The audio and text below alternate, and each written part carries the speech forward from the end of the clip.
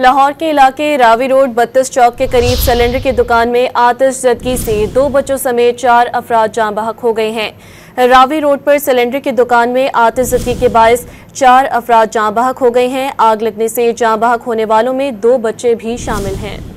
लाहौर के इलाके रावी रोड 32 चौक के करीब सिलेंडर की दुकान में आतिशज़दगी से 2 बच्चों समेत 4 अफराद जाँ बहक हो गए हैं। रावी रोड पर सिलेंडर की दुकान में आतिशज़दगी के बायस 4 अफराद जाँ बहक हो गए हैं। आग लगने से जाँ बहक होने वालों में 2 बच्चे भी शामिल हैं।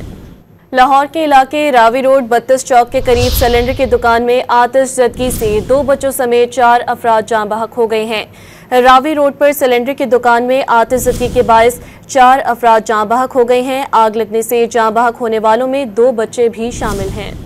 लाहौर के इलाके रावी रोड 32 चौक के करीब सिलेंडर की दुकान में आतिशज़दगी से 2 बच्चों समेत 4 अफराद जाँ बहक हो गए हैं। रावी रोड पर सिलेंडर की दुकान में आतिशज़दगी के बायस 4 अफराद जाँ बहक हो गए हैं। आग लगने से जाँ बहक होने वालों में 2 बच्चे भी शामिल हैं।